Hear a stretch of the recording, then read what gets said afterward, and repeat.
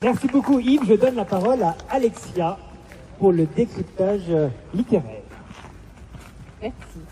Merci pour cette lecture Yves. Alors, comme d'habitude, on va rentrer pas à pas dans le texte, donc vous le savez, pour ceux qui ont l'habitude de venir le dimanche, on regarde ensemble la façon dont cette fable est écrite, on commence à donner quelques pistes d'interprétation et ensuite Yves vient en faire un commentaire plus global. Alors, vous avez dû voir que cette fois-ci, on avait choisi une fable qui est assez courte, une fable de 21 vers, et qui pourtant contient beaucoup de choses, donc il n'y a pas forcément besoin d'avoir une longue fable pour qu'il y ait beaucoup à dire. On va voir ici qu'on a un concentré poétique déjà très riche. Donc, 21 vers pour cette fable 17 du livre 3, comme le disait Yves, qui met en scène un seul personnage, une fable, je vais mettre là pour avoir moins d'écho, une fable qui était écrite en vers, donc on a à la fois des alexandrins, des heptasyllabes, des octosyllabes, donc on va voir que la longueur des vers joue aussi un rôle dans l'interprétation. Et donc j'en reviens enfin au titre, donc la belette entrée dans un grenier, on a vu que les fables sont composées en général de deux personnages, or ici on en a un seul. Alors, dès le titre, puisqu'on voit qu'au cœur de la fable, il y a un autre personnage. Mais dans la mesure où il n'est pas annoncé, ce personnage-là ne va pas jouer forcément un rôle premier dans l'intrigue qui est mise en scène, mais va permettre de révéler ici la dimension un peu plus morale. Et on verra là aussi que tout ce qui relève de la morale chez La Fontaine est à nuancer par rapport à ce qu'on a appris parfois à l'école primaire. Les choses sont oui, beaucoup plus nuancées et pas aussi caricaturales qu'une histoire mettant en scène, illustrant une morale. Alors si on analyse ce titre, la belette entrée dans un grenier, la belette c'est un animal qu'on rencontre à 4 reprises dans les fables, donc elle ne fait pas partie des stars des fables, mais ça n'est pas non plus l'unique fable où on la retrouve. Cette belette, elle a un caractère unique, hein, on a ici l'article défini, la belette, et elle se caractérise par sa situation, à savoir son entrée dans un grenier. Donc le grenier qui n'est pas le grenier tel qu'on le désigne aujourd'hui, hein, sous les combles d'une maison, mais là, la partie de la ferme, le grenier, où on stocke notamment le grain. Alors, on l'a définie dans une situation particulière et ça aura son importance parce qu'elle est entrée et dès le début, on a bien sûr cette question qui commence à arriver comme un horizon d'attente, va-t-elle sortir? Et vous l'avez compris à la première lecture, qu'il y a donc un enjeu sur l'entrée et la sortie de cet animal.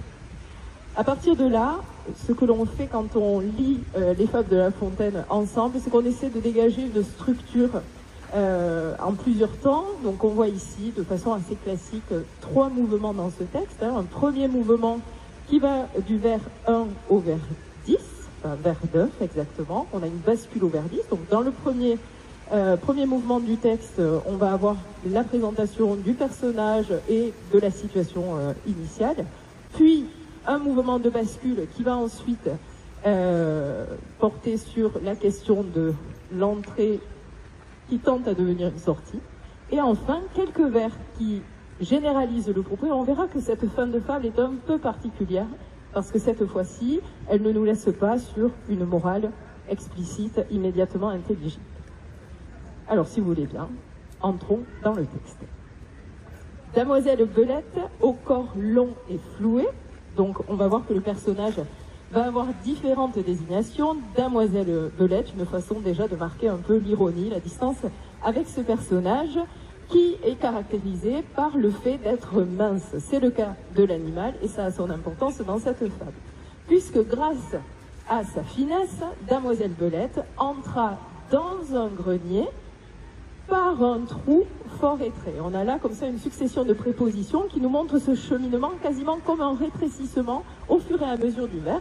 Et on entre avec l'animal par ce trou fort étroit, donc l'adverbe fort qui vient intensifier le caractère tout étroit du lieu par lequel elle passe. Vers 2, elle entra, et vers 3, marque d'ironie, elle sortait de maladie. Donc on voit là un premier jeu de mots. Là, vivante à discrétion, la galande, donc ici féminin de galant, donc cette idée un peu de raffinement, à nouveau marque d'ironie, fit cher lit, donc elle se nourrit avec abondance et elle semble là vivre quelque chose de fort agréable, discrétion, elle n'embête personne et elle s'adonne avec bonheur au fait de manger. Mangea, rongea, on a une accumulation, donc on voit le caractère excessif qui se fait entendre. Dieu, c'est la vie, et le lard, avec cette conjonction de coordination qui surajoute encore, qui périt en cette occasion. Une première diérèse qui va annoncer le mot à la rime. L'occasion annonce la conclusion. On a donc ici un alexandrin qui est suivi d'un octosyllabe. La voilà. Donc on constate avec le poète qui nous décrit ce personnage le résultat obtenu. On s'en serait douté, à force de manger, elle est devenue grasse, m'afflue et rebondit, avec ce rythme ternaire qui accentue cet effet de rebond, et donc une gradation qui la montre de plus en plus joufflue, grasse, comme c'est dit également. À partir de là, on a une situation initiale qui a commencé à être modifiée, mais qui n'engendre pas forcément une action qui vient faire basculer la situation.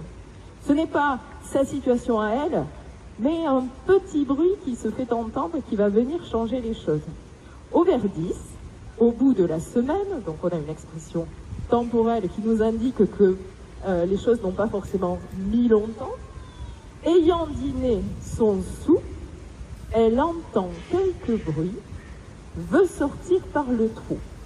Alors on voit là un lien de cause à effet, un bruit entendu et l'expression, comme c'est très souvent le cas dans les fables de La Fontaine, du vouloir.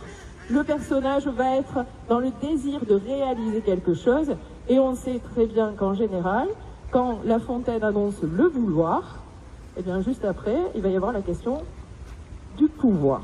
Et ça ne manque pas dans cette fable aussi, veut sortir par le trou.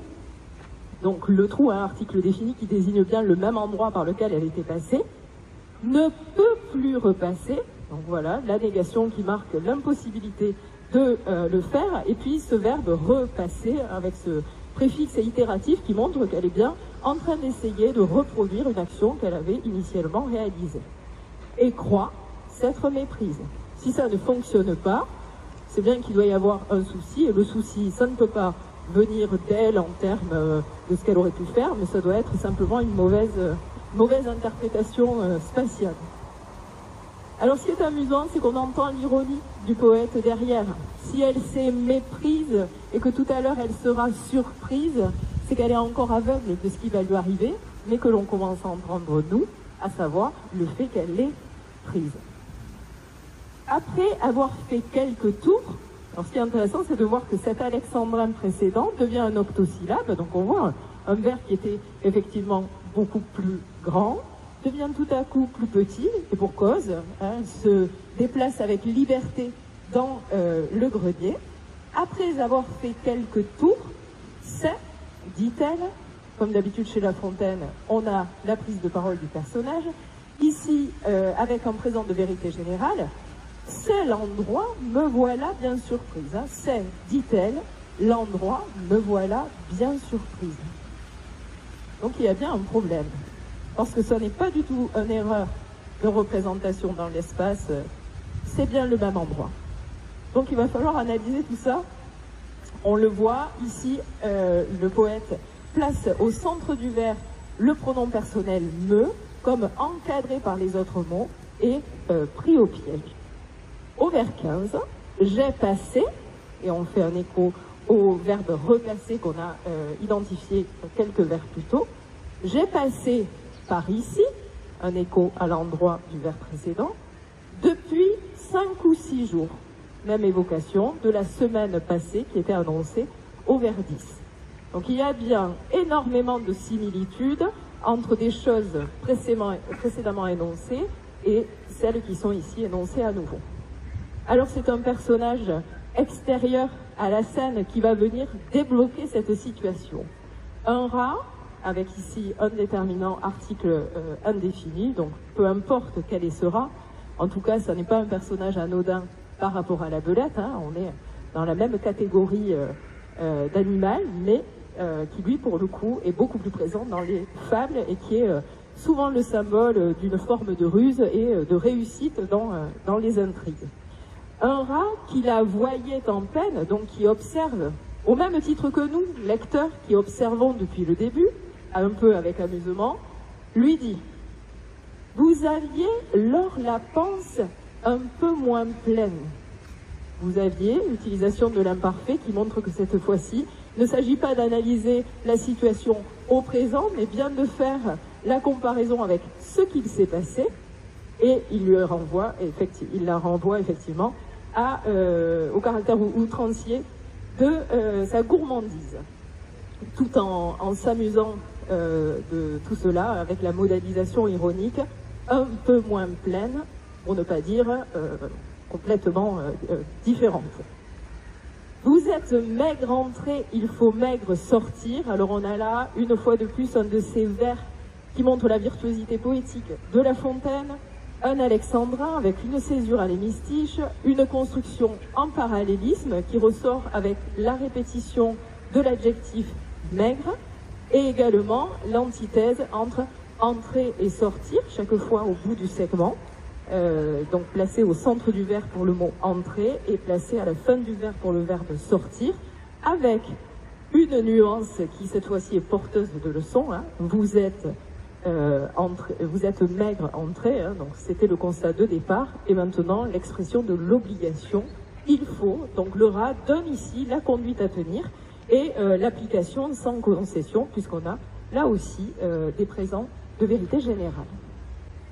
Et alors, on arrive là à trois vers un peu énigmatiques qui seront donc analysés juste après et qui sont assez étonnants parce que si la fable s'était arrêtée là, effectivement, on en aurait conclu, nous aussi, que eh bien, quand on rentre quelque part où il y a quelque chose de stocké, qu'on commence peut-être à se servir de façon plus ou moins légitime et qu'on essaie de sortir comme s'il ne s'était rien passé, eh bien, on réalise là un acte peut-être, alors immoral, peut-être en tout cas répréhensible.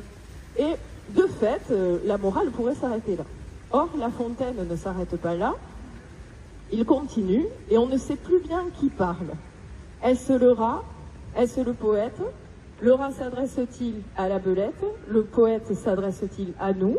Ou s'adresse-t-il à d'autres personnes que le contexte historique nous permettrait d'identifier?